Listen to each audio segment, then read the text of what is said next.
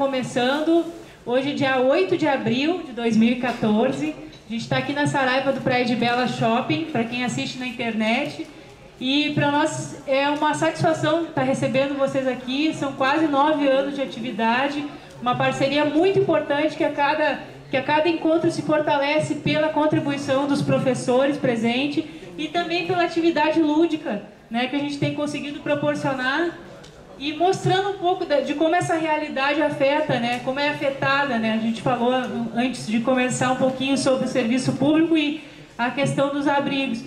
Hoje o tema é Serviço Público em Crise, o apagão jurídico-político e seus reflexos nos usuários. A abertura é do Coral do Espaço de Expressão Lá Vem a Luz, com o Rassansão, Tiago, educador do CPCA, e a Melissa, que veio aqui acompanhar, também educadora. E passo a palavra, então, para eles, que vão se apresentar e também apresentar o grupo aqui. Então, né, essa nossa atividade chama Espaço de Expressão Lá Vem a Luz, né, que é onde a gente trabalha músicas autorais, e é uma casa de passagem com um público muito rotativo, então cada um deixa um pedacinho, um fragmento, e a gente vai compondo e vai desenvolvendo. Hoje a gente está com 5 ou 6 músicas, 3 gravadas, e estamos com um projeto de conseguir lançar um disco. Estamos nessa caminhada. Aqui então nós temos o Alisson. Eu queria pedir uma salva de palmas para essa gurizada aí, que já são vencedores, né, de estar aqui. Paulo, Ricardo, Odilon, Isaías, Vinícius, Josué, Ismael. Isso aí. Espaço de Expressão Lá Vem a Luz.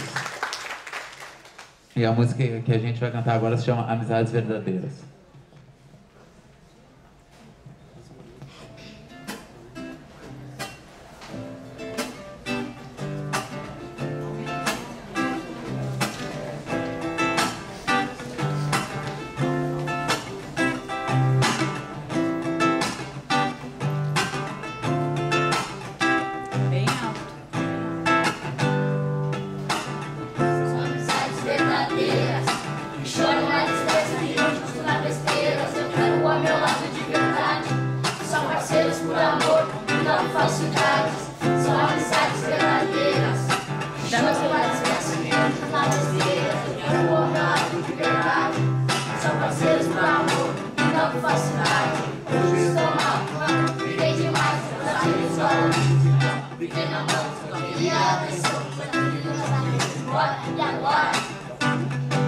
Cadê aquele amigo que comigo joga bola? Cadê aquele amigo que comigo joga bola? Cadê a gente junto, era pessoal.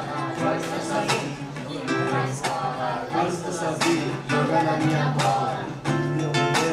Voltar no tempo, concentraria todos os meus erros, deixar de lado a violência e usar mais a paciência.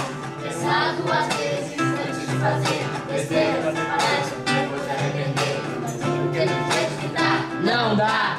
É melhor eu ouvir aqueles que estão ouvindo, aqueles que estão afim de fazer a mudança devagar, a esperança de acolher as crianças. Vamos lá na casa de acolhimento, nossa revolução, o nosso confinamento de mais da amizade, da arte dentro de é o amor, de que é o respeito.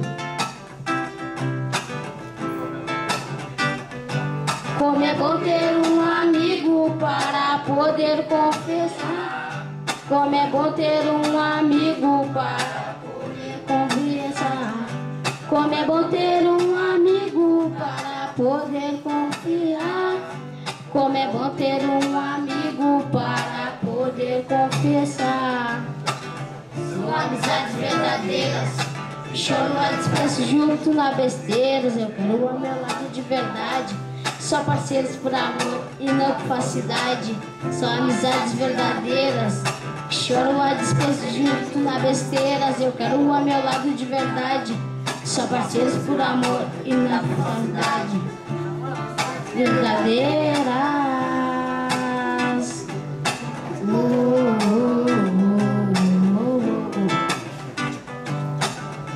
Amizades verdadeiras.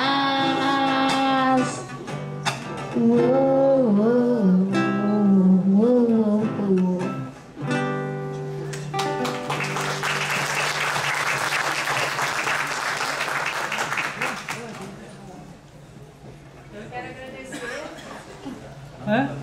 Vamos fazer mais uma? Tá. Qual que vai ser essa daqui? Quando Cai a Noite. Cantei bem alto que o microfone para pegar a voz de todo mundo, tá? Bem alto.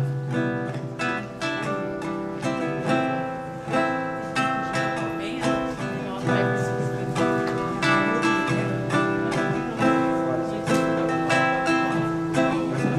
Segura assim, ó. Para pegar a voz de todo mundo. Quando cai a noite, as estrelas brilham. Fico no meu quarto pensando quando vou embora. Lembrando de casa, da minha família. Me sinto sozinho e começo a chorar. Mais um dia nasceu para mim. Arruma a cama e vou tomar café. Futebol com os amigos no pátio. Diversão para todos os lados. Entramos para almoçar em casa. E a família inteira unida. Nós aqui somos todos irmãos. Nos ajudamos nas dificuldades e dividimos sempre o nosso pão. Agradecemos com a oração. E mais uma noite vem se aproximando. O dia foi tão louco que parece que até estou sonhando. A saudade aí está me atormentando. Mas eu me em Deus e acredito que tudo vai mudar. Mais um dia nasceu para mim. Arruma a cama e vou tomar café. Futebol com os amigos no pátio. Diversão para todos os lados. Entramos para almoçar em casa. E a família inteira unida. Nós aqui somos todos irmãos. Nos ajudamos nas dificuldades e dividimos sempre o nosso pão. Agradecemos com a oração.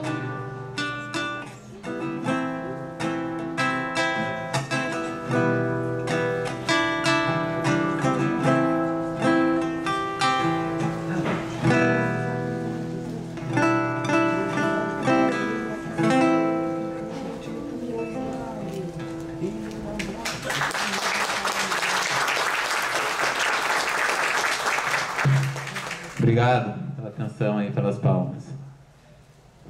Eu agradeço a abertura aí do espaço de expressão Lá Vem a Luz. A vocês, meninos, apresenta eles. Eu acho que a gente não apresentou, né? Me cantou. Apresentou? Mas apresentou ou não apresentou? Apresentou? Ah, então tá. Eu fico circulando e não presto atenção. Mas então eu agradeço por isso, por estarem aqui participando. São sempre bem-vindos. E a gente dá continuidade, então, agora com a fala do professor e com esse breve relato do Tiago também, a Sansão, falando sobre... que ele falou sobre qual é o impacto em relação às greves, né, serviço público, tema que também é matéria da 41ª edição do jornal que o professor Júlio palestrou. Então, vou pedir para a gente se organizar e eu vou focando a câmera para cá. Guris, obrigado. Uma salva de palmas para eles. Obrigada. E a gente vai organizando aqui, o Sadi vai me ajudando. Pronto? Professor Júlio, muito obrigada por estar aqui. Já faz tempo que a gente se conhece e sempre que pode, às vezes eu instigo ele para estar falando sobre alguns temas aí e ele também sempre propondo coisas novas. Hoje, então, é o Serviço Público em Crise e o objetivo é debater e aprofundar a discussão acerca dos serviços públicos concedidos e terceirizados e a dicotomia existente entre o regulamento privado e o regulamento público. O professor Júlio Marcos é advogado, professor de gestão pública pela UERGS, professor convidado em diversos cursos de pós-graduação no Brasil, especialista em direito imobiliário, mestre em desenvolvimento regional e foi pró-reitor de administração da UERGS, é ex-procurador-geral do município de Cachoeira do Sul, além de atuar permanentemente em veículos de comunicação, tendo atualmente uma coluna semanal no Jornal do Povo e em Cachoeira do Sul. Seja muito bem-vindo, professor. A gente costuma deixar 40 minutos, depois abrimos para pergunta e participação do público presente. Obrigada a todos os presentes aí. Bom, boa noite a todos. Obrigado, Carmela, pelo convite. Acho que o trabalho que tu fazes aí é um trabalho que precisa ser louvado, né? Por ser um trabalho efetivamente voltado não só às questões jurídicas, mas principalmente para as questões sociais, né? Eu acho que todo esse trabalho feito aí com essa gurizada é um trabalho importante e é aquele trabalho que de alguma forma todos nós precisamos fazer, né? Cumprindo um papel que muitas vezes seria do Estado, que o Estado muitas vezes não consegue cumprir em razão das suas deficiências. Eu queria desejar uma boa noite a todos vocês, obrigado pela presença e não vou fazer uma palestra de cunho jurídico, né? Não vou atormentar os presentes, né? Com legislação e leis, porque eu acho que a questão envolvendo o serviço público, de uma certa forma, ele precisa ser repensado. Eu acho que a ideia, né, de se falar sobre serviço público, muito mais do que se trazer soluções, né, e é o que eu venho propor aqui essa noite, é a gente, de alguma forma, dialogar e fazer, e essa é a minha ideia, né, fazer com que você saia com mais dúvidas ainda. Né? Eu acho que nós só vamos construir conhecimento a partir do momento que nós dialogarmos, né, modificarmos os pensamentos e principalmente modificar de alguma forma a legislação que está posta. Né? O serviço público, de alguma forma, no Brasil, ele reflete todo o processo cultural de formação do povo brasileiro.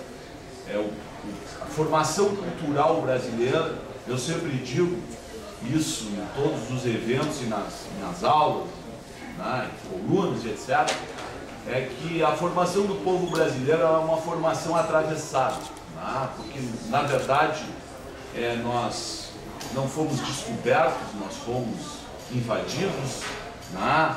Nós dizimamos uma população que era a população indígena, que era a população que existia na terra brasileira. De alguma forma, todo o nosso processo de construção de Estado, ele é um processo de construção eminentemente consensualista, né, por parte das elites. Nós não tivemos uma revolução no Brasil, né? Tem um professor, Luiz Alberto Vará, que é um argentino que depois se radicou no Brasil. Ele tinha uma tese, né?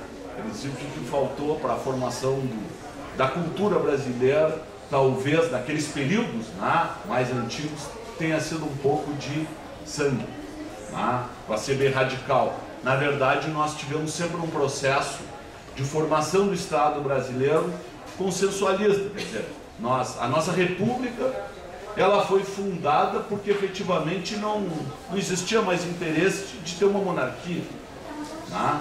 Depois o processo de formação dessa república foi um processo de formação na qual as elites, por vezes, impingiam a democracia e por vezes nós tínhamos ditadura. Tivemos ditaduras, ditadura de Vargas, ditadura dos militares, etc. E a nossa República Democrática, efetivamente, ela é uma República Democrática muito jovem, porque é uma República Democrática a partir, efetivamente, da Constituição Federal de 1988. E que, de alguma forma, reproduziu e muito aquele modelo de Estado que nós tínhamos, e foi um modelo de Estado, de alguma forma, construído ao longo desse tempo. E o serviço público como um todo, eu sou servidor público, então a gente percebe a dificuldade que é exercer a tarefa pública. O serviço público, de alguma forma, ele vai refletir todo esse processo de deformação do Estado brasileiro.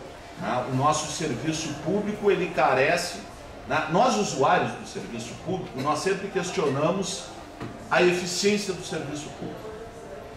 No nosso pensamento, nós achamos que o serviço público, de alguma forma, ele é ineficiente ou poderia ser um pouco mais eficiente. Mas o serviço público, talvez ele não seja eficiente, porque efetivamente nós temos um controle muito excessivo do serviço público. Nós temos uma legislação que de alguma forma amarra e faz com que o gestor público tenha uma dificuldade muito grande de exercer a tarefa pública, a gestão pública, da forma como o usuário gostaria de receber esse serviço público. Há um distanciamento, há um hiato muito grande entre aquilo que o Estado pode oferecer e aquilo que nós, usuários, desejaríamos receber do serviço público. Até pelo fato, eu fui professor de Direito Administrativo durante 15 anos. Depois eu acabei assumindo alguns cargos, de procurador-geral, fui pró-reitor e depois comecei a exercer o magistério na gestão pública. E esse, digamos assim, essas duas características, o fato de conhecer a legislação e o fato de ser gestor, nos dá essa sensação, muitas vezes, de impotência que nós temos quando estamos à frente da gestão pública, de não podermos fazer efetivamente aquilo que nós desejaríamos fazer, porque nós temos que cumprir com as disposições legais. Nós vivemos num Estado democrático de direito, lá no artigo 5º da Constituição diz que nós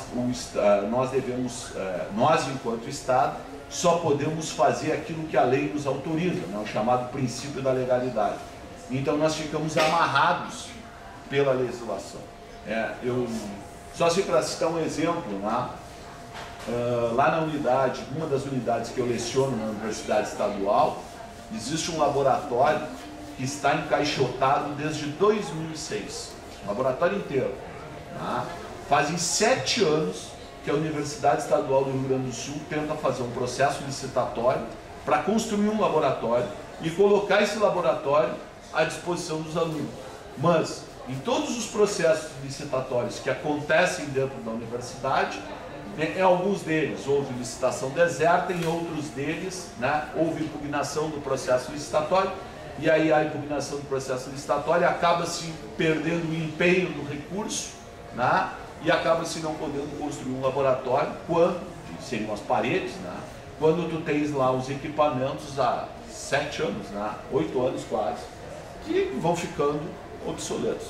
São esses, digamos assim, e nós teríamos uma infinidade muito grande de exemplos nos quais, muitas vezes, a ineficiência na gestão pública, na prestação do serviço público, ela não é uma ineficiência do gestor público, ela é uma ineficiência do próprio Estado, na qual o direito tem uma parcela, sem sombra de dúvida, de responsabilidade. Então, eu percebo hoje, e acho que nós temos que começar a discutir essa questão do serviço público sob uma nova ótica. Porque a ótica que está posta hoje é de que todo gestor público é um canalha. todo gestor público é um cafajeste. Todo gestor público é um ladrão de potencial. Tá? E a legislação, da forma como ela está posta, tá? e a interpretação dessa legislação, faz com que o gestor público, de alguma forma, tá? ele fique impedido, muitas vezes, de se utilizar de uma interpretação extensiva da lei para exercer, tá? a sua função ou para realizar uma tarefa pública, porque ele tem atrás de si, tá? o Ministério Público, ele tem o Tribunal de Contas do Estado, ele tem o Tribunal de Contas da União, ele tem uma Câmara de Vereadores, ele tem, tá? uma Assembleia Legislativa, ele tem um manancial muito grande, tá? de pessoas, tá? que estão ali para, de alguma forma, fazer com que as leis sejam cumpridas, mas efetivamente, tá? a gente precisa perceber que nem sempre, tá? aquilo que é legal é justo. Tá? Nem tudo que é legal é justo. E eu acho que o direito, ele precisa, antes de qualquer coisa, fazer com que se tenha justiça. E eu acho que muitas vezes, tá? nós precisaríamos que a legislação, de alguma forma, fosse interpretada, tá? por parte dos chamados intérpretes, ou por aqueles, por juízes, por promotores, por auditores, de forma a compreender se aquela ação realizada pelo gestor público, ela foi uma ação efetivamente em prol do interesse público ou não, né? E não um simples cumprimento daquilo que está estabelecido na norma. Se nós formos perceber, né, por exemplo, a gente, quem mora na capital, né, tem um distanciamento um pouco maior dessa questão envolvendo a administração pública. A nossa visão maior ainda é de uma prefeitura, né, mas a gente acaba mais distante porque, de alguma forma, nós somos muitos numa cidade. Mas tu vai para uma cidade do interior, por exemplo, tá, aonde tu tens gestores públicos com um orçamento extremamente apertado e com uma demanda muito grande de usuários esperando a prestação de serviço, nós vamos perceber hoje, né, que há uma falência quase que absoluta dos municípios do interior do estado. Uma falência de gestão, não uma falência meramente financeira. Uma falência de gestão. Por quê? Porque os administradores públicos, eles acabam, de alguma forma, não conseguindo cumprir com as suas tarefas, né, porque se por algum motivo qualquer eles fizerem uma outra interpretação que não seja a interpretação dominante, né, dos atores jurídicos, né, ele vai ser processado, vai responder por uma ação de improbidade administrativa. Nós temos dentro do Ministério Público hoje, né, uma política, né, que no meu ponto de vista é uma política bastante questionável, que são os chamados termos de ajustamento de condutas, nas quais uma administração pública municipal tu recebe pelo menos uns 50 taxas anuais, né, para fazer com o Ministério Público, na qual esses taxas muitas vezes vão implicar em esse prefeito responder por ações de improbidade por não conseguir, em hipótese alguma, cumprir com aquilo que está previsto nos termos de ajustamento de conduta. Então, assim, como premissa básica da discussão, né, e eu tenho levantado muito isso, eu acho que nós precisamos, a primeira coisa que nós precisamos fazer para melhorar a eficiência da gestão pública no Brasil, né, é efetivamente nós redesenharmos o processo legislativo brasileiro. Nós precisamos atualizar a nossa legislação de modo a fazer com que o serviço público ele seja efetivamente um serviço público a ser prestado aos usuários do serviço público. Tá? Veja, o usuário do serviço público, de alguma forma, hoje, deixa eu fazer um parênteses. Hoje nós vivemos um novo momento, né? Nós vivemos um momento da instantaneidade. Tá? Nós não temos mais paciência de esperar. Tá? Nós temos todos os meios de comunicação à nossa disposição. Tá? Nós acessamos informações online, tá? Em tempo real, como se diz na comunicação. Tá? Então o usuário do serviço público, ele espera exatamente isso do gestor. Ele não quer esperar, ele não quer mais ficar numa fila, né, para fazer uma cirurgia. Mas eu pergunto para vocês, né, para vocês refletirem. Se nós pegarmos o sistema de saúde, vou pegar o sistema de saúde como exemplo. Então, na nossa concepção, o nosso sistema de saúde no Brasil não é lá grande coisa. Né? Como se diz aí no popular, é meia boca. Né? Mas se o sistema de saúde melhora, como melhora efetivamente, principalmente nos pequenos municípios, né, em razão dos projetos, dos recursos federais, de outras políticas públicas postas, né, quanto mais eu aumentar a eficiência do sistema de saúde, mais usuários eu vou ter desse sistema. Tá?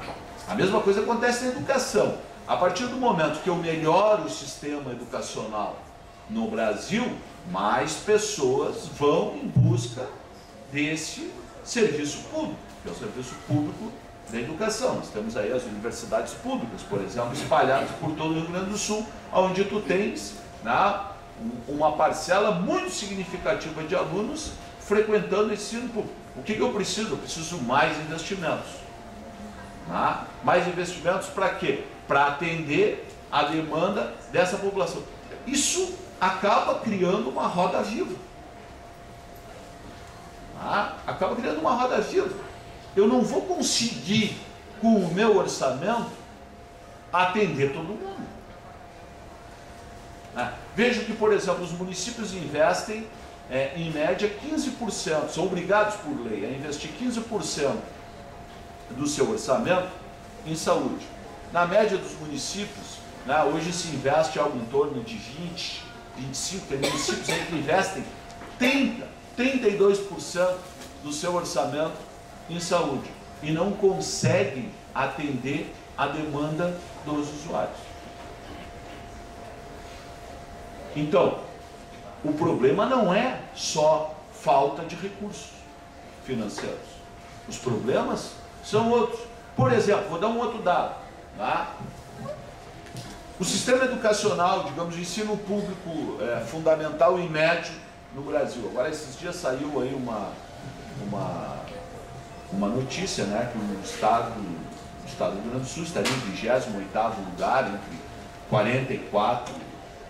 Não era o Estado do Rio Grande do Sul, era o Brasil, estaria em 38º lugar, entre 44 países pesquisados, no que tange a capacidade dos alunos da rede pública estadual no Brasil como um todo.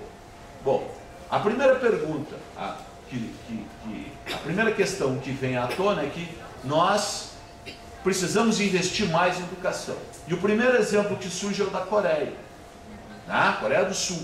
A Coreia do Sul é um país que investe maciçamente em educação. Então eu vou dar um dado para vocês em cima de PIB. O Brasil como um todo, por aluno, investe menos que a Coreia do Sul em cerca de $1.000 por ano. Então não é dinheiro. O problema não é dinheiro. Pode ser dinheiro, mas não é única e exclusivamente dinheiro. Não é só uma questão de orçamento. Por que o serviço educacional brasileiro não é bom? Não é só por causa do dinheiro. É um problema de gestão. Efetivamente de gestão. E uma gestão, não só uma gestão, digamos assim, do ponto de vista estrutural, mas uma gestão que, no meu ponto de vista, falta, né, uma característica que falta ao nosso administrador público, ao nosso gestor público, e que a lei, de alguma forma, ou da forma que ela é interpretada, faz com que o gestor público não possa atuar é a capacidade de inovação. Nós não inovamos absolutamente nada em matéria nenhuma na área de gestão pública. Tá? Nada. Quer dizer, o que nós mudamos para atender melhor a população na área da saúde? Nós precisamos contratar mais médicos, nós precisamos contratar mais enfermeiros, nós precisamos contratar mais odontólogos, mais assistentes sociais, mais psicólogos. Sim, mas eu vou contratar até quando? Até ter um médico para cada um habitante do Brasil? Não. Isso não existe em lugar nenhum do mundo. Nós temos países que têm muito menos médicos na rede pública, em que a saúde pública é muito melhor que a saúde pública brasileira. Por que isso? A questão da educação é a mesma coisa. Claro que o professor ganha mal. O professor ganha mal, ganha muito mal no Brasil. Principalmente o professor do ensino fundamental e do ensino médio. Mas não é só uma questão salarial que vai resolver o problema da educação no Brasil. São outros fatores que vão fazer com que nós tenhamos uma educação de melhor qualidade. Mas eu pergunto para vocês refletirem. Nos últimos 30 anos, no que se inovou no processo educacional brasileiro? Nada. Não se fez nada de novo. A educação no Brasil, por exemplo, ela ainda continua refém. Por exemplo, se pegar em nível de municípios, o que o secretário de educação do município faz? Ele é um gestor dos diretores de escola. Se tu tirar o secretário da educação do município, que ele é basicamente um ordenador de despesas, as escolas elas vão funcionar automaticamente por seus diretores. Se eu botar outro qualquer para assinar lá, no lugar do secretário, o sistema de ensino vai continuar funcionando. Qual deveria ser a função do secretário?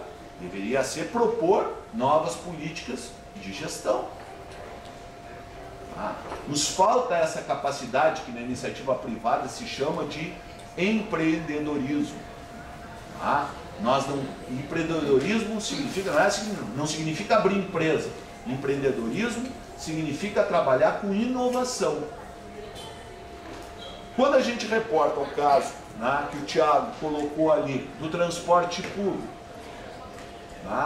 veja, o transporte público é um problema gravíssimo e é um problema, inclusive, constitucional. Por quê? Porque quando nós tivemos a greve do transporte coletivo, nós não podemos esquecer, primeiro, que o transporte coletivo é obrigação do município, que, por concessão, transfere esse serviço para a iniciativa privada. Mas a responsabilidade continua sendo dele, não é da empresa, é dele.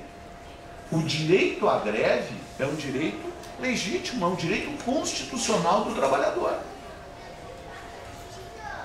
E aí, eu tenho a colisão de dois direitos.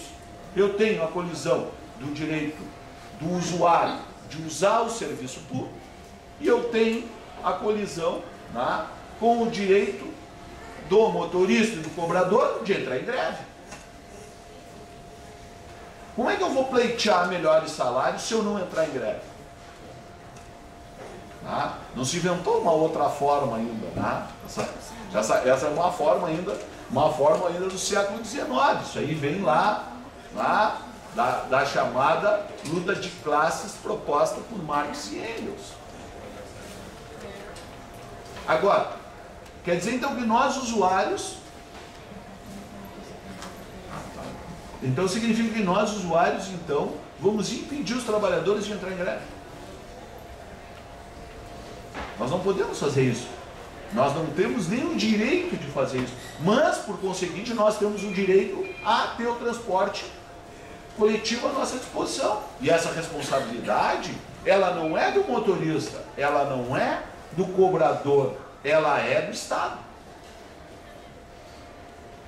Então, por exemplo, esses processos de concessão, terceirização, ou o que muitas vezes nós erroneamente chamamos de privatização do serviço público, né, tirou do Estado, né, na verdade, um ônus de responder isso para a população. E a população continua prejudicada, porque não melhorou o serviço. Tá? Vamos pegar o serviço de telefonia, né? Com todo... melhorou, mas está bom? Não está bom. Tá? Eu reclamo para quem? Para a Gergs, tá? Para a ANEEL. Tá? E a reclamação da Gergs, a Gergs faz o que com a minha reclamação? Ela pode punir? Não pode punir. A ANEEL não pode punir. A Anatel não pode punir. Ninguém pode punir. As agências reguladoras não podem punir. Ah, então, quando eu vou para o sistema de saúde, por exemplo, nós tem um movimento grevista em Porto Alegre, né, na área do sistema de saúde. Aí é um pouco diferente, por quê? Porque aí é o servidor público entrando em greve, diretamente. Tá? É o servidor público. E aí o serviço de saúde, tá? Ele é um serviço básico, tá? E não só básico, é um direito fundamental, tá, do cidadão, quer dizer, e de urgência. E aí existe uma legislação, né, que de alguma forma obriga, tá, a que o serviço, mesmo estando em greve, seja fornecido aos usuários. Mas na questão do transporte coletivo, não. Na questão do transporte coletivo tem um hiato em cima disso. Aconteceu a mesma coisa com o serviço de recolhimento de lixo no Rio de Janeiro. No Rio de Janeiro, os garis são servidores municipais. Aí entraram em greve, não tinha recolhimento de lixo. E a cidade virou um lixo. E ali até é bastante interessante, por exemplo, no Rio de Janeiro, né? Ali a gente percebia, né, não só a falta que aquele serviço público nos faz, mas principalmente, né, a falta de educação ambiental que existe na população brasileira, né? Porque o lixo não surge por geração espontânea, né? Somos nós que produzimos o lixo. E o lixo estava esparramado, né, na cidade do Rio de Janeiro, e as pessoas não queriam nem saber, né, se tinha gari ou não tinha gari, porque o lixo deixa de ser um problema meu a partir do momento, né, na minha concepção, né, na minha concepção individualista de mundo, a partir do momento que eu botei no saquinho preto e tirei lá na rua. Depois que eu botei lá na rua, deixou de ser problema meu o lixo. Não tem problema nenhum. Meu problema é empacotar o lixo, né, e desovar, como se diz, né? Botei na rua o lixo, tá resolvido o meu problema. Então no Rio de Janeiro aconteceu isso. Então, na verdade, né, nós vamos ter esses hiatos legais, né, que de alguma forma dificultam essa prestação de serviço. Né, e dificultam também, né, a prestação ou o asseguramento dos direitos. Eu vou mais um pouquinho. Pegue o judiciário. Não existe poder mais autoritário, mais retrógrado que o poder judiciário. O poder judiciário é o mesmo desde o Império. Desde o Império. A única coisa que mudou no poder judiciário foi a obrigatoriedade do concurso público. Só. Mas o modelo, né, do judiciário brasileiro é o mesmo modelo do Império. A prestação jurisdicional no Brasil é uma porcaria. As pessoas, né, morrem esperando para que o judiciário declare que ela tenha um direito. Pega a questão dos precatórios. O problema não é nem a pessoa receber o precatório, porque não vai receber, né? Porque o Estado não tem dinheiro. O problema é o tempo que leva para o judiciário dizer que a pessoa tem aquele direito. E o judiciário não tem problema de dinheiro, pessoal. O servidor do judiciário é muitíssimo bem remunerado em comparação com os outros servidores, com as outras categorias de servidores. Os juízes são muito bem remunerados, né, de acordo com o espectro da categoria de servidores. Tu não tem problema de orçamento no Poder Judiciário, né? O orçamento, o ano passado, do Poder Judiciário no Rio Grande do Sul chegou quase a 2 bilhões de reais. Bilhões de reais. Você sabe quanto é que é o orçamento da segurança pública? 600 milhões. E o Judiciário, 2 bilhões. Para quê? Para tu ter essa prestação jurisdicional. Claro que é muito mais difícil eu atacar o Poder Judiciário do que atacar o político. O político tudo é sem vergonha. Tudo é cafajeste. Todo gestor público é um ladrão em potencial, porque foi isso que de alguma forma, né, e agora eu vou fazer uma crítica, né, bem contundente à imprensa, né? A imprensa, ela muitas vezes presta esse serviço à população, porque ela simplesmente coloca todo mundo, né, uns 5%, uns 10%, uns 15% de canalha, ela equipara com o restante. E faz com que no imaginário da população essas pessoas não prestem. Tá? E que o serviço público praticado pela administração direta seja uma porcaria. Então, a saúde é uma porcaria, a educação é uma porcaria, mas não sai uma linha sobre o Poder Judiciário. Hoje já foi capa da Zero Hora o Poder Judiciário. Hoje já foi capa do Globo o Poder Judiciário.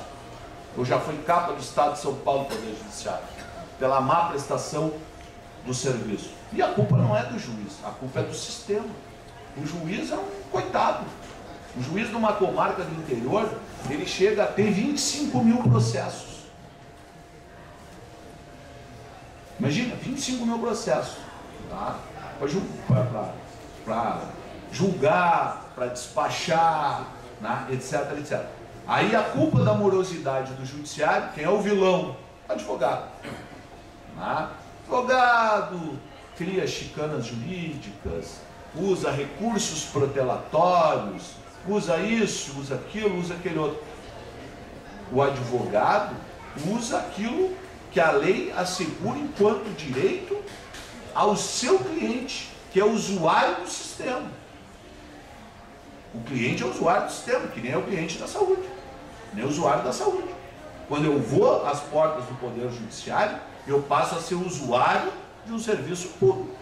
Tá? O judiciário é serviço público. Eles não gostam de ser chamados de serviço público, mas são serviço público. Se não é privado, é público.